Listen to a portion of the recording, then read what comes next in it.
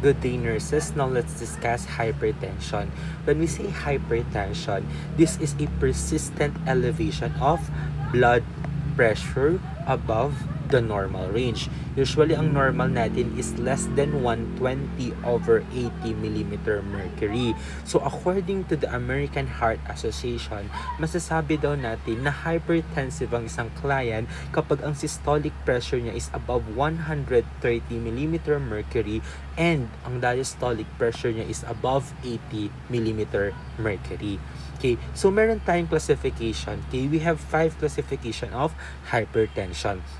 First one natin is the normal. Okay, pag sinabi nating normal, usually, ang kanyang blood pressure is less than 120/80. Okay, so yung kanyang systolic pressure is less than 120 and the diastolic is less than 80. So, ibig sabihin, yung 120/80 na record natin minsan, that is already in the borderline. Okay, borderline na yan, that's not normal already. Kasi nga, ang sabi ng American Heart Association, dapat less than 120/80. Okay, so dapat na ma-maintain natin yung blood pressure natin between or less than 120, pwedeng 115 or 110 millimeter mercury over 80.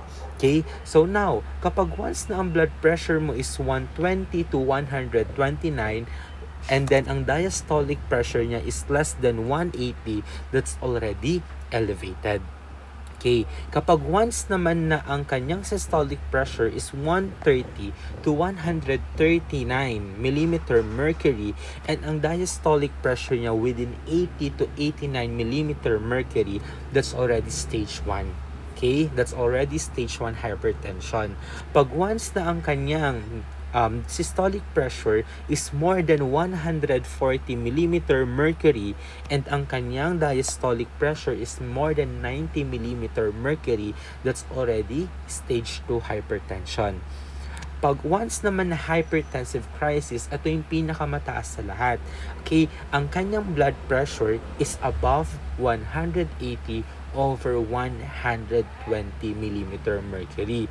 Ito yung most critical and emergency case ng ating blood pressure. Kasi dito na nagkakaroon ng organ failure na tinatawag natin. Okay? So these are the 5 classification of hypertension. We have the normal, elevated, stage 1, stage 2, and hypertensive crisis. Now, proceed tayo sa ating types of hypertension. We have 4 classification of or 4 types of hypertension. The first one natin ay yung tinatawag nating primary hypertension or essential or idiopathic. Pag sinabi nating primary or idiopathic, that is no single identifiable cause. Ibig sabihin, unknown cause siya. Kaya hindi natin alam kung bakit mataas ang blood pressure niya. This is usually 90 to 95% of all cases. Ibig sabihin, this type of hypertension is the most common type among those 4. Okay, next, this is common in men 35 years old and above and women 45 years old and above. Sabi natin kanina that primary or idiopathic or unknown cause of hypertension. Kaya hindi natin alam kung ano yung cause niya. Pero meron tayong mga risk factors. These are the contributory factors kung bakit nag-i-increase yung blood pressure. Una natin, pag yan ay nasa genes. Okay? Pag may familial history. Okay? Kasi kapag once na sa genes natin yan, hindi natin ma-avoid yan. Okay? May possibility talaga na ma-transfer siya from one member of the family to another. Second one, high sodium intake. Pag masyadong mataas ang sodium intake natin. Okay, bakit kapag mataas ang sodium intake natin, nagkakaroon tayo or risk siya, okay? Or risk siya na magkaroon ng tinatawag natin na hypertension. Kasi class, kapag once na mataas ang sodium content natin, remember that sodium attracts water. Parang sinasabi nila, sodium in, water follows. Ibig sabihin yan, kung asan si sodium, sumusunod si tubig. Ibig sabihin, yung sodium ay humihila ng tubig.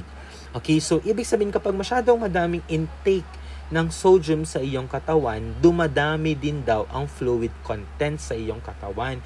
Ang problem natin, class, pag masyadong mataas, okay, pag masyadong mataas, okay, masyadong mataas ang sodium sa ating katawan, that can lead to increased fluid volume.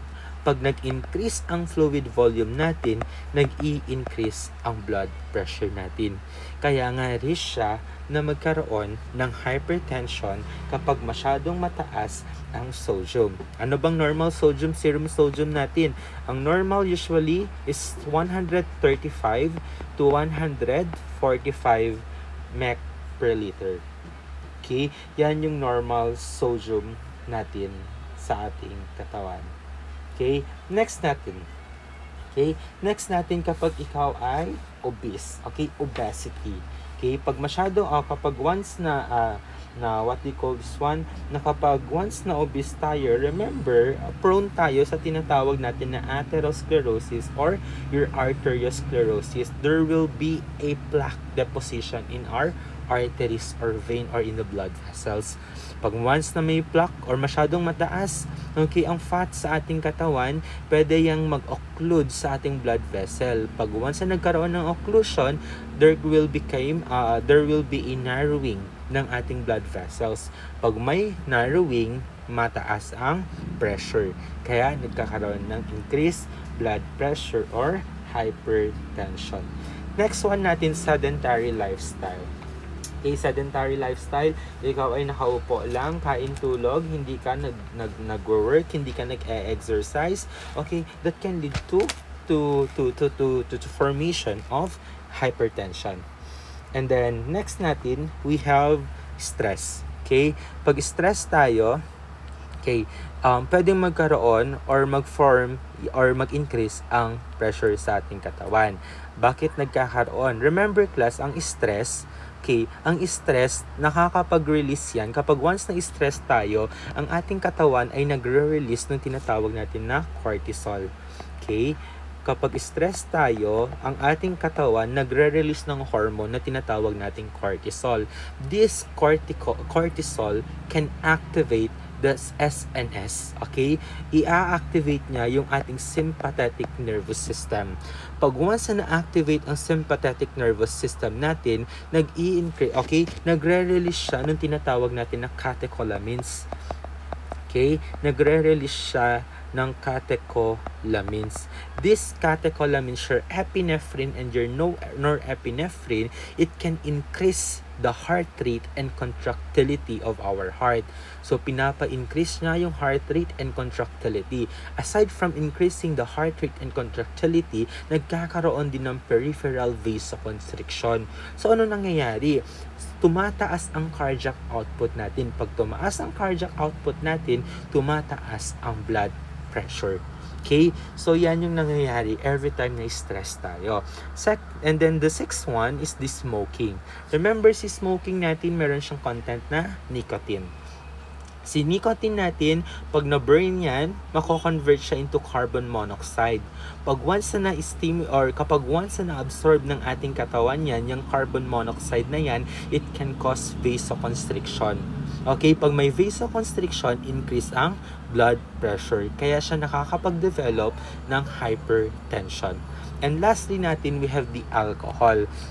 Okay, pag sinabi nating alcohol, class, your alcohol stimulate the sympathetic nervous system. Okay? Stimulate na din si SNS natin. Okay, so usually kapag na-stimulate si SNS, nag-i-increase ang heart rate, nag-i-increase ang contractility, that will result to a vasoconstriction, kaya nag-i-increase din ang blood pressure. Aside from that, kapag once na may intake tayo ng alcohol, nag-i-increase yung renin and cortisol secretion. Okay, nag-i-increase si renin and cortisol. Okay, your renin and cortisol. Si cortisol, sabi natin kanina, siya ay stress hormone. Pag once na stress tayo, nagre-release ng catecholamines, nagkakaroon ng vasoconstriction, nag-increase ang heart rate, nag-increase ang contractility, kaya nagkakaroon ng increased blood pressure. Si renin naman natin, di ba, meron tayo yung tinatawag na renin, angiotensin, and aldosterone system. Okay?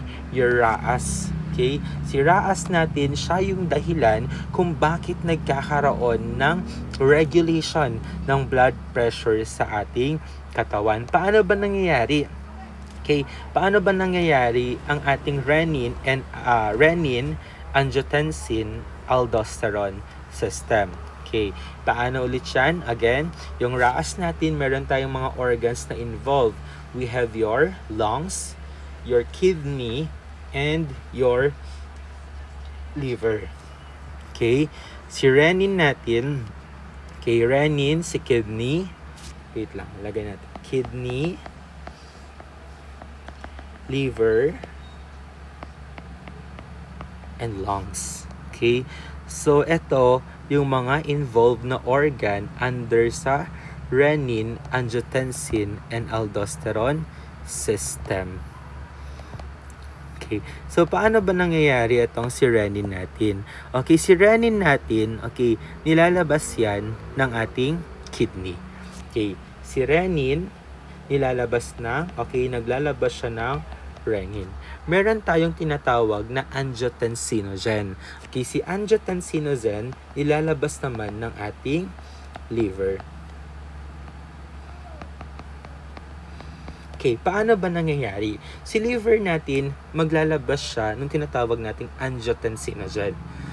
Okay, maglalabas siya ng angiotensinogen.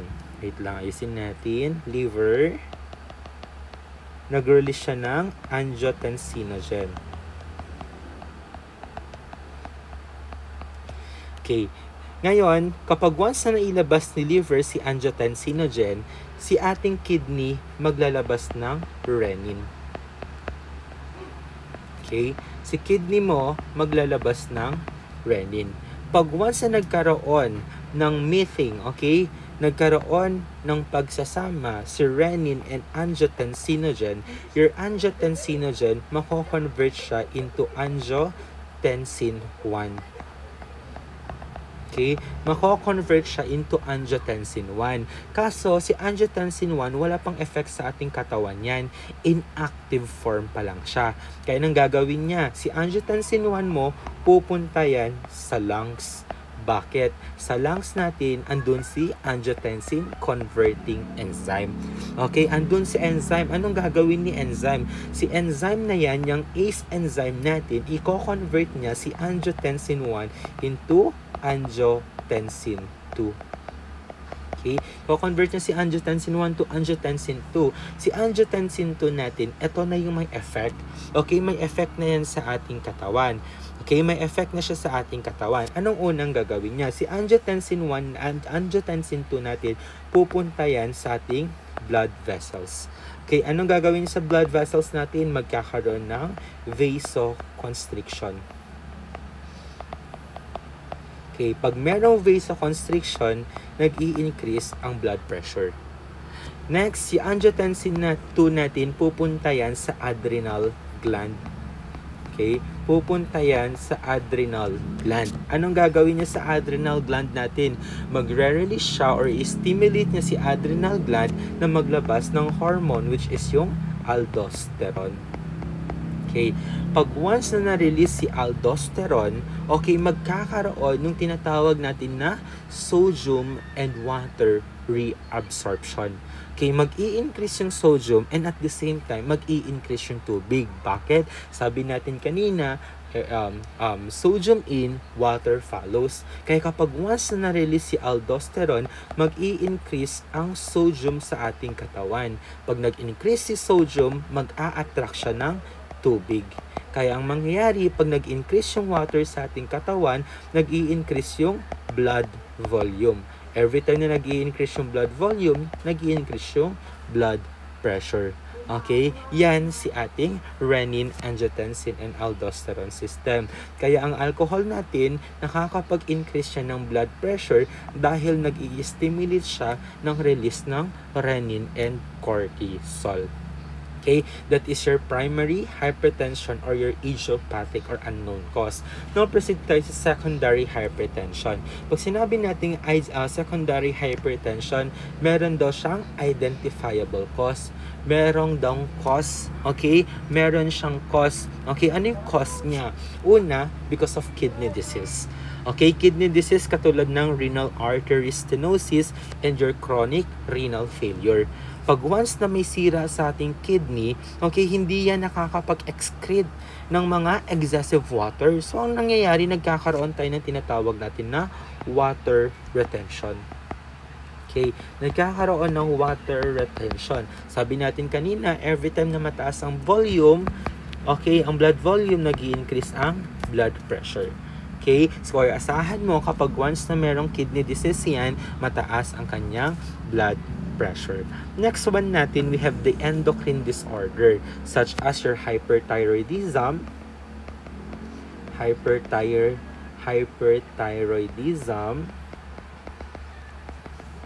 your Cushing's, and your pheochromocytoma.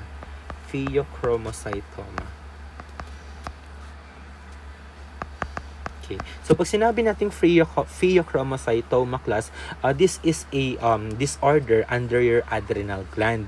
Okay, pag once na may pheochromocytoma, nag-i-increase kasi yung production ng catecholamines because of the benign tumor in the adrenal gland. Okay, so yung adrenal gland natin naglalabas na nagpo-produce ng catecholamines. Sabi natin kanina, your catecholamines siya si epinephrine and your norepinephrine. So kapag masyadong madaming epi and norepi sa katawan, nag-i-increase ang blood pressure. Bakit? Pinapa-increase siyang heart rate, pinapa-increase siyang contractility, kaya nag-i-increase, nagkakaroon din ng vasoconstriction. Kaya nag-i-increase ang blood pressure. Pag Cushing's naman, ito yung may disorder. Okay, may disorder to dun sa ating steroids.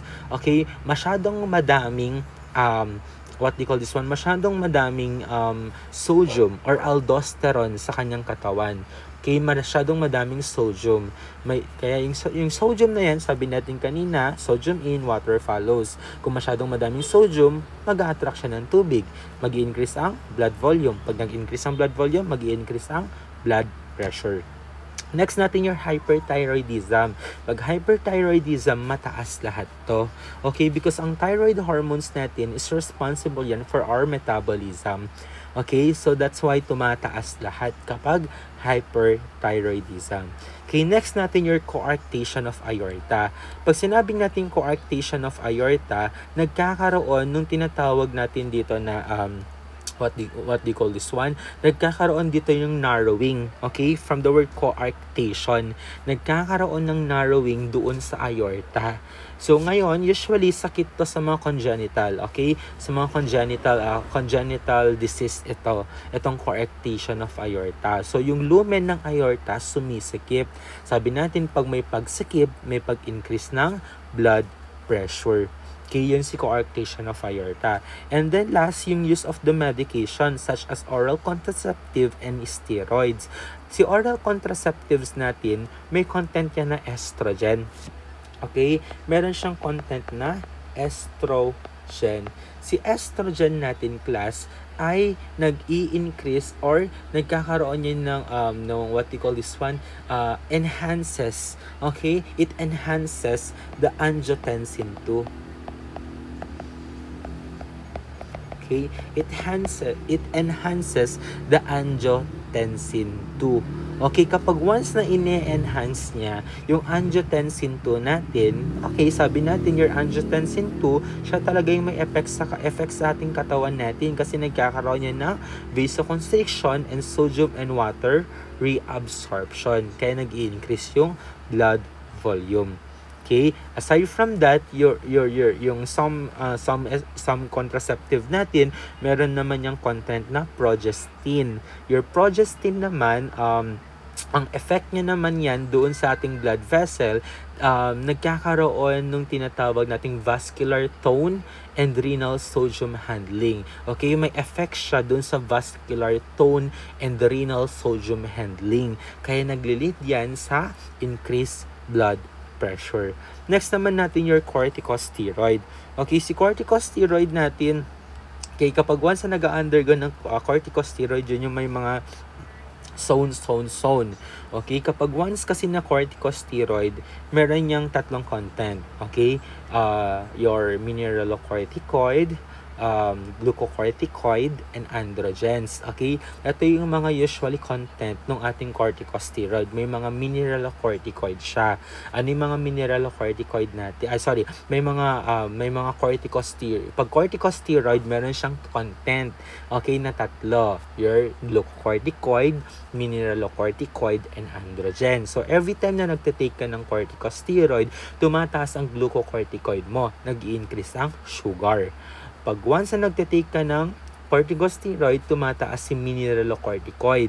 Okay, your mineralocorticoid, sulat ko na nga, your glucocorticoid, mineralocorticoid, and androgens. Okay, always remember yung ating S. Okay, your sugar, salt, and sex. Okay? So, ibig sabihin, pag nagtitake tayo ng ng corticosteroid, tumataas daw ang mineralocorticoid, glucocorticoid, and your androgen. So, therefore, tumataas din daw ang ating sugar, salt, and sex hormone. Pag tumaas ang sugar, mag-i-increase ang water reabsorption. Okay? Kaya mag-i-increase ang blood pressure kasi dadami ang blood volume. Yan ang nangyayari sa ating secondary hypertension. Next naman natin, your isolated systolic hypertension. Pag sinabi nating isolated systolic hypertension, from the word systolic hypertension, okay? From the word systolic hypertension, ibig sabihin, ang kanyang mataas ng ang pressure is sa systolic. Okay, usually ang systolic niya yan more than 140, and then ang kanyang diastolic is less than 90. Okay, usually itong the isolated systolic hypertension natin, most common to sa older adults. Bakit? Due to the increased or decreased arterial elasticity. Okay, most common siya sa matatanda. Bakit? Dahil nagdi-decrease yung tinatawag nating arterial elasticity. Okay, kapag once na nagdi-decrease yung elasticity, okay, ang nangyayari, nakakonstrict na lang, narrowed na yung blood vessel. Sabi nga natin kanina, pag may narrowing, increase ang blood pressure. And lastly natin, your hypertensive crisis. Pag sinabi naman natin hypertensive crisis, ito na yung BP niya more than 180 over 90 mm mercury. Meron tayong dalawang subtype under your hypertensive crisis. We have your hypertensive urgency and your hypertensive emergency. Pag sinabi natin hypertensive urgency, no target organ damage. Ibig sabihin, wala pang nasisirang organ dito. Pero kapag once na hypertensive emergency na yan, meron na siyang target organ damage. Ibig sabihin, may nasisira na organ. Okay, ano yung mga organ na nasisira niya? We have the heart, we have the brain, kidney, and the eyes. Ano nangyayari sa ating heart? Pag once na nagkaroon ng hypertensive emergency, naglilid yan sa tinatawag natin na left ventricular hypertrophy. Nagkakaroon ng cardiomegaly. Okay? Ano pa? Naglilid yan sa tinatawag din nating heart failure. Kasi masyadong mataas na yung pressure, hindi na kayang i-accommodate ng heart. That can lead to heart failure. Next natin yung brain. Okay, sa brain natin, dahil masyadong mataas na ang pressure, pwedeng magsiputukan yung mga artery natin sa ating mga brain, or pwedeng magputukan yung mga blood vessel. Pag nagputukan yung mga blood vessels natin, magkakaroon ng hemorrhage, magkakaroon ng clot formation that can lead to stroke. Okay, or your cerebrovascular accident. Next natin sa kidney natin, dahil masyadong mataas ang blood pressure, hindi nakakapunta or hindi enough yung blood na napupunta or yung perfusion na tinatawag natin. Kaya that can lead to renal failure. Okay. And then sa eyes natin, okay, dahil sa increase, okay, increase ang blood pressure.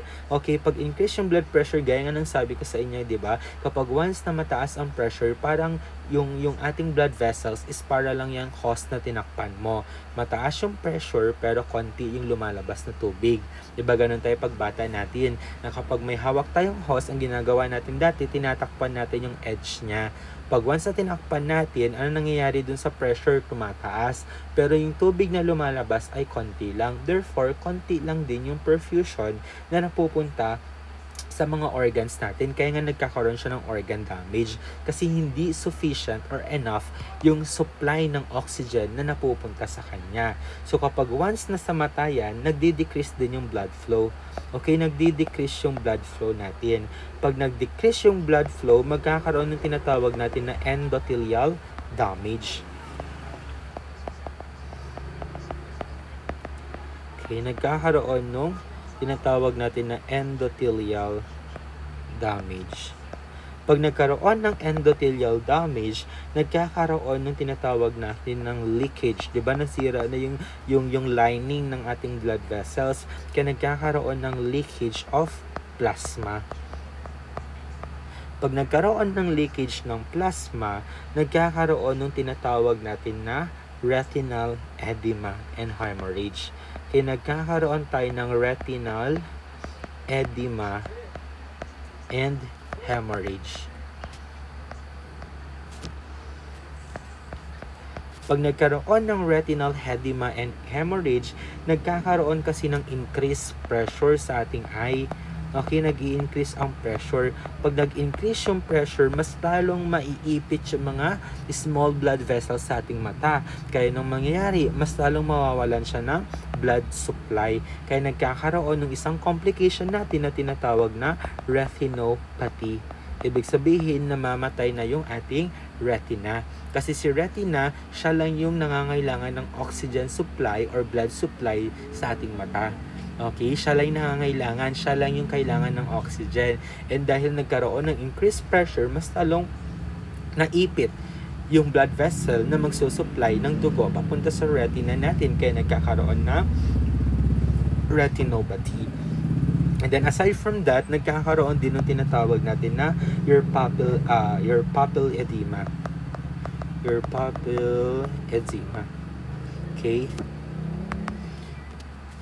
Your pupil edema. Ibig sabihin, nagkakaroon daw ng swelling doon sa may optic disc. Bakit nagkakaroon ng swelling doon sa optic disc? Because of the leakage of plasma. Okay, because of the leakage of plasma, nagkakaroon ng pupil edema or swelling in the optic disc sa ating mata. Okay? So yan, yung ating mga complication ng ating hypertensive crisis or kapag nag-i-increase yung blood pressure natin more than 180 over 90 mm mercury. Okay? So we're done with our types. Now proceed tayo sa manifestation. Okay, sa manifestation natin, nagkakaroon tayo ng a severe occipital headache. Okay, yung severe occipital headache natin, usually nararanasan natin yan in the morning. Okay, usually nararanasan yan in the morning si ating severe occipital headache. Yung masakit yung batok. Okay, bakit sumasakit yung batok kapag once na may hypertension? Dahil nag-i-increase yung ICP natin or yung intracranial pressure. Aside from that, pag morning, nagkakaroon tayo ng tinatawag na cerebral vasodilation. Okay, kapag once na nagkakaroon ng cerebral vasodilation, nag-i-increase yung BP. Okay, nag-i-increase yung BP natin kapag tayo ay tulog.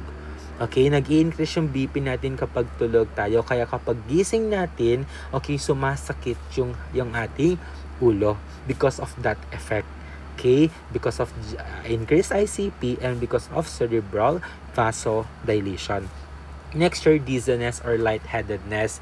Okay, bakit nagkakaroon ng dizziness or lightheadedness? Dahil nagdi-decrease na, dahil sa increase yung pressure, nagdi-decrease yung blood flow papunta sa ulo. Okay, so yun yung sign. Okay, ito yung sign na decrease na yung blood flow sa ating ulo. lalo na sa brain. Then next, nagkakaroon din ng blurred vision. Bakit nagkakaroon ng blurred vision? Because of the damage doon sa ating retina. The next, nagkakaroon din ng epistaxis. Bakit? Dahil yung mga small, okay, pagdugo ng ilong, okay, because yung small vessels natin in the nasal mucosa, okay, mucosa may rupture. Okay, pumuputok sila. Kaya nagkakaroon ng pagdudugo ng ilong. Next, nagkakaroon ng fatigue. Bakit? Hindi na insufficient or hindi na sufficient yung supply ng oxygen na napupunta sa ating katawan. The next, nagkakaroon din ng dyspnea on exertion. Kapag once na gumagalaw daw tayo, nahihirapan daw siyang huminga. Bakit? Because of left ventricular dysfunction. Then next, nagkakaroon daw ng nocturia. Ihi siya ng ihi kapag gabi. So, bakit siya ihi ng ihi kapag gabi? Dahil nga, hindi na nare-regulate ng ating kidney yung kanyang function. Bakit? Kasi nga, insufficient yung perfusion na napupunta sa kanya. Okay? Then next, nagkakaroon din ng edema. Okay? Nagkakaroon din daw ng edema. Bakit nagkakaroon ng edema? Dahil nag-i-increase yung tinatawag natin na capillary, the permeability. Nag-i-increase yung permeability ng ating blood vessels, kaya nagkakaroon ng fluid shifting. Nagli-leak ngayon yung ating tinatawag na fluids in the body. The next, pain similar to angina.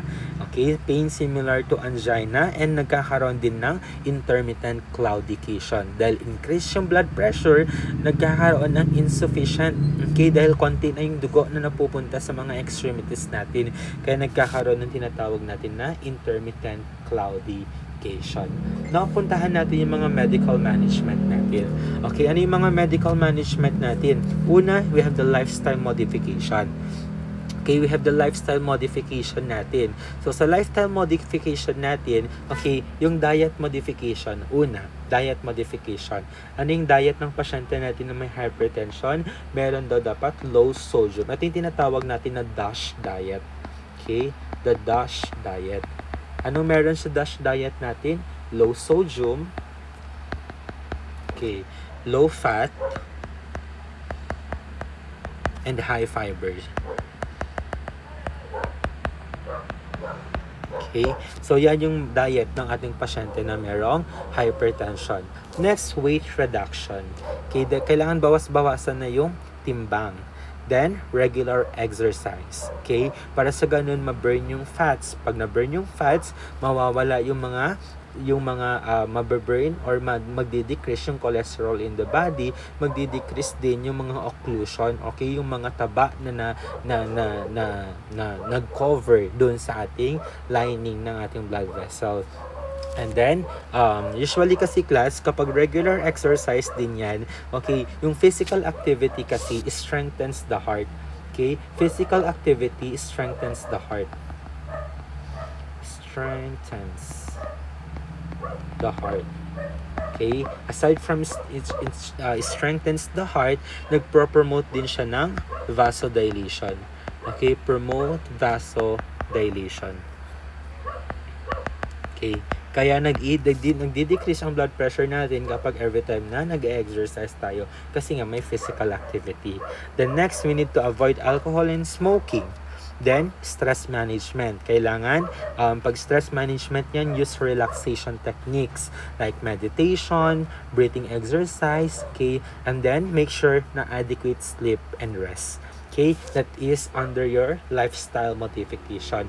Now, proceed tayo sa pharmacological natin. Sa pharmacological natin, may A, B, C, D tayo. Okay, we have the ACE inhibitors. Pag ACE inhibitors, yan, anong action ng ACE inhibitors natin? From the word ACE inhibitors, saan natin nakita si ACE kanina? Sa RAAS. Okay, your angiotensin converting enzyme inhibitors. Kanina sabi natin, si angiotensin 1, kailangan niyang pumunta sa lungs kasi sa lungs andun si ACE enzyme. Si ACE enzyme, siya yung magko-convert into angiotensin 1 to angiotensin 2. Si angiotensin 1, walang effect. Si angiotensin 2, may effect. So ngayon, pag once na si angiotensin 1, mako-convert yan into angiotensin 2 sa tulong ni ACE enzyme. Okay? Pag once na may ACE inhibitor ka, ibig sabihin, blinak mo si ACE. Ngayon, pag si angiotensin 1 mo pumunta sa lungs, mako-convert ba siya into angiotensin 2? Definitely no. So, kung hindi siya mako-convert into angiotensin 2, may effect ba si angiotensin 1? Wala. May vasoconstriction? Wala. May increased aldosterone? Wala. Kung walang increased aldosterone, walang sodium reabsorption and water reabsorption. Hindi mag-increase ang blood pressure.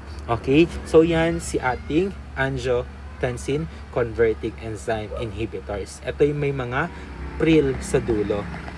Okay? May mga pril. Ano yan? Your captopril, enalapril, and your lisinopril. Anong kailangan natin i-monitor? Dry cough. Your dry cough, this is the most common, okay, most common side effect, okay, the common side effect ng ating ACE inhibitor. Then we need to watch out for hyperkalemia and hypotension after the first dose. Okay, watch out hyperkalemia and hypotension during the first dose. Bakit? 'Di ba? Sabi natin pampababa siya ng what we call this one, ng blood pressure. Kaya expect natin na magdi-decrease ang kanyang blood pressure. So kailangan i-watch out natin 'yan para ma-prevent natin yung orthostatic hypotension. Okay? Yung orthostatic hypertension kapag binibigay natin yung medication. Okay? So yun yung kailangan natin gawin. Watch out for hyperkalemia and hypotension. Di ba si hypotension natin kapag nagkakaroon ng orthostatic hypotension na tinatawag natin, risk yan for fall. So kailangan i-watch out natin yun para parang to provide safety to our patient. Okay? So next natin is watch out for hyperkalemia. Bakit nagkakaroon ng hyperkalemia? Okay, bakit nagkakaroon ng hyperkalemia kapag nagbibigay tayo ng angiotensin converting enzyme? Okay, pag once na nag-decrease yung ACE activity, nagdi-decrease yung angiotensin 2. Pag nag-decrease yung angiotensin 2, okay, 'di ba sabi natin kanina, nag-decrease hindi mo naman ko-convert si angiotensin 1 to angiotensin 2. Therefore, bababa si angiotensin 2. Kung bababa si angiotensin 2, magdi-decrease din yung tinatawag nating aldosterone. Okay, si aldosterone, siya yung nagkakos ng sodium reabsorption. Siya yung dahilan kung bakit nag-i-increase yung sodium sa ating katawan. So, kapag once na nag-decrease yung aldosterone, magdi-decrease din yung sodium. Okay? Pag nag-decrease yung sodium, remember class that your sodium and potassium is inversely proportion. Ibig sabihin, magkaaway sila. Okay, hindi mo makikitang mataas si sodium and at the same time mataas si potassium. Hindi mo rin makikita na mababa si sodium at mababa si potassium. Lagi silang inversely proportion. Kung mataas yung isa, mababa yung isa. So dahil mababa ang sodium natin, okay, dahil mababa ang sodium natin, expected na tataas si potassium. Kaya kailangan nating i-watch out for hyperkalemia. Yung mataas ang level ng potassium sa ating katawan. Okay? Okay, next, contraindicated in pregnancy. Okay? Contraindicated in pregnancy, bakit? Siya ay teratogenic. Okay? Teratogenic. Okay, kaya bawal siyang ibigay sa mga buntis. Next natin, angiotensin 2 receptor blocker. Okay? Your angiotensin 2 receptor blocker blocks the angiotensin 2 receptor site. So, kahit na meron kang angiotensin converting enzyme, hindi niya mako-convert si angiotensin 2. Bakit? Kasi nga, blinak yung receptor site. Okay? So, therefore, angiotensin 1 pa rin siya. Walang effect si angiotensin 1. Kaya nagdi-decrease yung BP. Ano yung ating example? Ito yung mga nag-e-end sa TAN. Okay, satan to. Your losartan and your valsartan. Okay, valsartan. Okay, valsartan yan. Basta tan. Walang R, okay? Valsartan. Okay, so anong gagawin natin? Monitor BP, renal function, and potassium level. Gaya na lang ni ACE inhibitors, we need to monitor the potassium level. Kasi ganun lang din yung ginagawa niya. Okay, we need to check the renal function. Bakit? Kasi siya ay nephrotoxic. Okay, pwedeng niyang sirain yung kidney natin. Kaya kailangan i-check ang renal function test before administration ng angiotensin 2 receptor blocker, ARBs. Okay, kapag once na ayaw ni patient ng angiotensin converting enzyme, ito yung ipapalit natin. Okay, yan yung ipapalit natin sa angiotensin 2 receptor blocker. Now, proceed tayo sa next natin, your beta blocker. Your beta blocker ends with olol. Okay, your olol. So, blocks the beta receptor site. Sabi ko nga sa inyo dati, meron tayong dalawa, your beta 1 and your beta 2. Your beta 1 makikita sa heart and your beta 2 makikita sa lungs natin. Meron tayong tinatawag ng cardioselective and your non-cardioselective.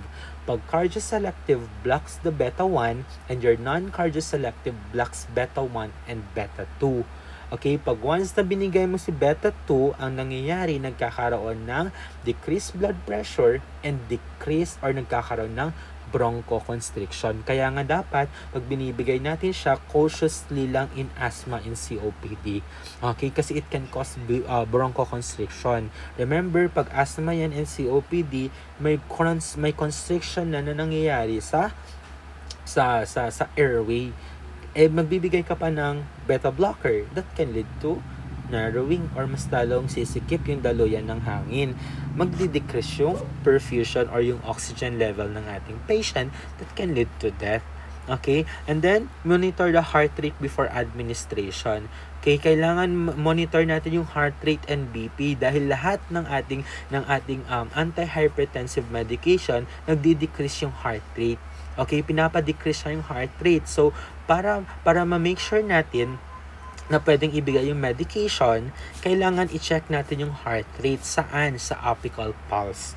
Okay? The best way to check the heart rate dun sa apical pulse. Okay, dapat hindi yan mag-less sa 60. Okay, kapag once na less sa 60 yan, we need to withhold the medication and notify the physician. Kasi pag binigay mo yan, mas lalong bababa ang heart rate ng pasyente. And then, do not stop abruptly. Kailangan siyang tinitaper. Kunyari, nagbigay ka ngayon. Okay, nagbigay ka ngayon. Okay, tapos hindi mo siya kailangan agad-agad i-stop. Okay, hindi siya pwedeng agad-agad i-stop. Bakit? It may cause rebound hypertension. Pag in-stop mo yan agad-agad, magkakaroon tayo ng tinatawag natin na rebound hypertension. Kaya marami sa Pilipino ang namamatay. Okay, 'di ba sabi nila ang hypertension is silent killer. Okay, yes. That's true. Silent killer siya. Bakit? Kasi usually ang ugali ng mga Pilipino, wala na silang nararamdaman na sakit sa ulo. Wala na silang nararamdaman na sakit sa kanilang mga katawan. Hindi na sila nahihilo. Ang ginagawa nila, they stop automatically the medication. Kasi alam nila well na sila. Alam nilang magaling na sila. Pero that's not appropriate. Kailangan pag nagtitake ng anti-hypertensive medication, tinitaper siya. Paano yung tapering? For example, 20 mg ang tinitake mo per day, babawasan yan into 10. Ngayon, pag 10, kailangan bawasan ulit yan ng 5 na lang hanggang sa wala ka nang iniinom. That's tapering. Okay, so dapat hindi siya abruptly ini-stop kasi it can cause rebound hypertension. Mas tataas lang yung blood pressure ni client. The next natin, your letter C, your calcium channel blocker. Okay, pag calcium channel blocker yan, okay, pag calcium channel blocker, okay, ito yung mga ends with pin. Okay, pin. Okay, prevent calcium entry into the vascular smooth muscle. Okay, so kapag once na pre-prevent yung pagpasok ng calcium sa vascular muscles natin, nagkakaroon ng vasodilation. Kasi kapag pumasok yung calcium doon sa ating vascular muscle, nagkakaroon ng constriction. Okay, so kaya kapag hindi mo pinapasok si calcium, magkakaroon ng dilation, magdi-decrease ang blood pressure. Okay, so anong kailangan natin? Example natin, your amlodipine, nifedipine, and verapamil. Okay, we need to monitor the BP and heart rate before administration. Kailangan din natin i-avoid ang grape juice. Bakit? It can interfere the absorption of calcium channel blocker. Okay, i-interfere niya yung absorption ng calcium channel blocker. Okay, the next natin your diuretics. Yung diuretics natin, this is the first line. Okay, first line medication for anti-hypertensive. Okay, ibig sabihin, pag ikaw ay mataas ang blood pressure, hindi ka kaagad nag-ACE, hindi ka kaagad nagka-calcium channel blocker, hindi ka kaagad nagbe-beta blocker. Dapat ang binibigay lang muna sa'yo is diuretic. Okay, siya ang first line meds natin for hypertension. Bakit? Kapag once na diuretics yan, promotes sodium and water excretion. Pag naiihi natin si sodium, pag naiihi natin yung tubig, nagdi-decrease yung ating blood volume. Pag nag-decrease yung blood volume natin, magdi-decrease ang blood pressure. Okay? So kapag hindi nag-take effect si diuretics, dyan pa lang tayo pwede magbigay ng another medication. Ano example natin dito? Your hydrochlorothiazide, your furosemide, and your spironolactone. Okay? So kapag nagbibigay tayo ng diuretics, we need to monitor the potassium level. We need also to check the blood pressure level. Hindi natin pwedeng ibigay ang diuretics kapag ang BP ng pasyente ay bumaba sa 80 out of 60. Okay, hindi pwedeng ibigay ang diuretics below 80 over 60. We need to withhold the medication and notify the physician. Bakit? Pag binigyan mo yung diuretics, mas lalong bababa ang BP ng client. Okay, magdi-decrease ang workload. Ang cardiac output. That can lead to organ damage. Okay, so we need to monitor the serum electrolytes katulad na lang ng potassium and sodium. Bakit? Kasi kapag mataas ang potassium, bababa si sodium. Pag mababa si potassium, mataas si sodium. Okay, we need to check that one, the potassium and sodium. Then watch out for signs of dehydration and orthostatic hypotension. Okay, and monitor BP before administration. Gaya nga ng sabi ko kanina, less than 80 out of 60, we need to withhold the medication and notify the physician. And then we need to take diuretics in the morning. Best time to give diuretics morning. Bakit kailangan siya ibigay ng umaga? Okay, para sa ganon, ma-prevent natin yung tinatawag na nocturia. Okay, para hindi siya ihi ng ihi kapag gabi or kapag siya ay matutulog na.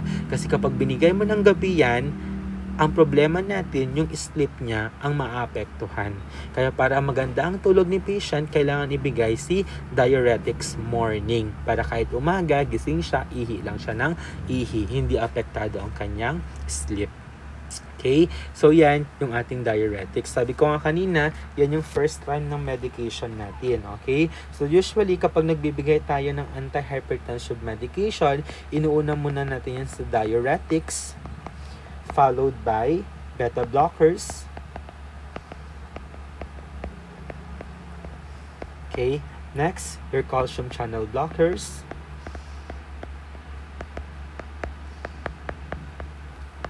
Okay, and then ACE inhibitors. Okay, so yan yung ating yung pagkakasunod-sunod kung paano natin binibigay yung gamot. Una muna diuretics, pag di tumalaw, beta blocker, pag di tumalaw, calcium, and then ACE inhibitors. Okay, so always remember class, before giving this dose this medication, we need to take vital signs before giving the drug, especially the blood pressure. Pag masyadong mababa, below 80 out of 60, we need to withhold and notify the physician. Okay, so yan yung ating pharmacological or the medical management for your hypertension. Now, proceed tayo sa ating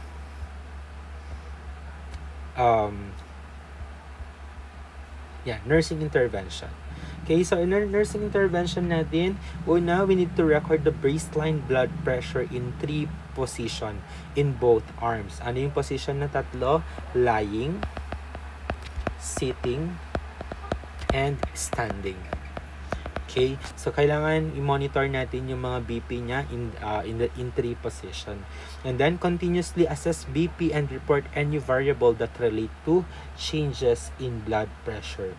Okay? So, kailangan every time na nagbi-BP si patient, okay, dapat naka-record yan. Okay? Para makita natin kung consistent ba na tumataas or may mga pagbaba.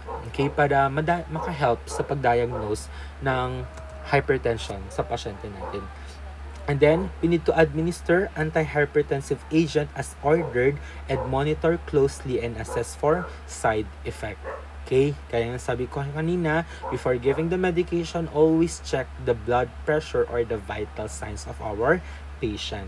And then, we need to monitor the intake and output. Okay? Kasi baka mamaya nagdi-decrease na yung output, okay, yung ihi, yung urine output ng pasyente mo. May indication yan na nagkakaroon na ng kidney damage.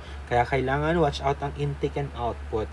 And then last, we need to provide client teaching and discharge planning about the risk factors, the dietary instruction, the compliance of antihypertensive medication, and the routine follow-up to medical doctors.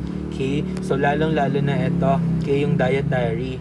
Kailangan, we need to emphasize kung ano lang dapat yung kakainin at hindi pwedeng kainin ng pasyente.